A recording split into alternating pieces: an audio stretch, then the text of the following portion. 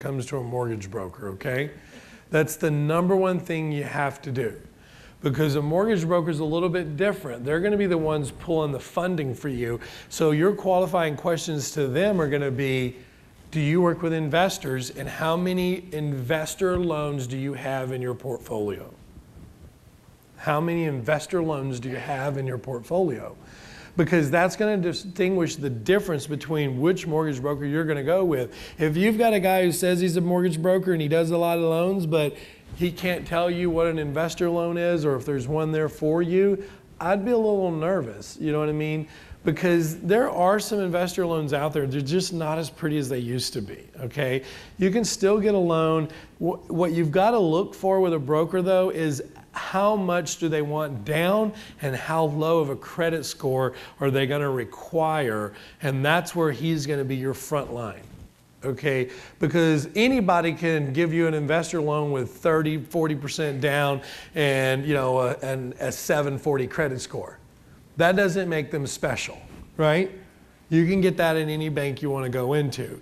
You need somebody who can pull off 20% down and can get you, a 600, 620 credit score to get you into an investment property.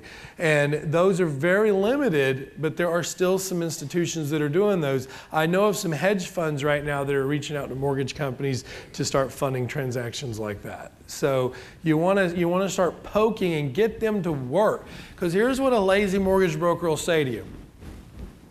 Can anybody guess? Oh, you can't find that. Oh, those are long gone. Don't waste your time. What he's really saying to you is, I don't want to work. Just pay me. I'll give you the best loan I got. Do you got money and do you have credit? As long as you make my life easy, I'll do it. That's what he's really saying. Yeah. Oh, if you have cash, well, if I had cash, it wouldn't be coming to you, would I? Right? Well, and you know what? Here's the other side, guys. This whole side right here could be cut completely out of your business model if you had what? Private lenders and cash buyers. If you had those two things heavy in your business, you wouldn't even have to worry about this. That's why I love my private lenders. Love them. And I get my private lenders at 8%. So, yeah. So contractor and handyman. I know some of you came up to me and was, anyways. Yeah, I mean, and I didn't answer the question, but for those that did ask, I only pay 8%. So if that still interests you, we can still talk. So I don't even see the person, but yeah, I'm 8%. That's what I will pay you for your money. What to find? We can get them from the Blue Book, Service Magic, Contractor Spot, Mr. Handyman, House Doctors. These are all resources that you can go to and use to start tracking down contractors and handyman in your area, okay?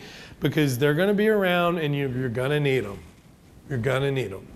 Now, even if you're doing what we call has anybody ever heard of like a hotel flip, where you're just kind of ripping the carpet out, painting the walls white, and then selling it for a higher value?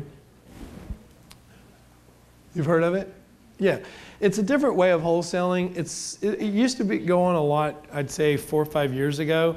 I see it coming back a little bit more because I've seen some of them out there on the market. And here's what they do. They'll get it at 60 cents on the dollar. Instead of flipping it for 70 cents to another wholesaler, they'll go in, rip the carpet out. Obviously, they've got to close it with private money or hard money.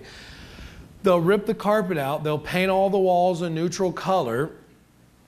And then they'll sell it for 80, 85% to a first-time home buyer who wants, to build it out on their own. So it's just a way of basically, instead of having someone come in and go, ugh, this thing's a mess, they just basically take the mess out and give a clean slate, okay, for that to happen. Can you call that It's hoteling. Yeah, it's like it's wholesaling and retailing put together. Wholesaling and retailing put together. Hoteling. So, no offense taken, please.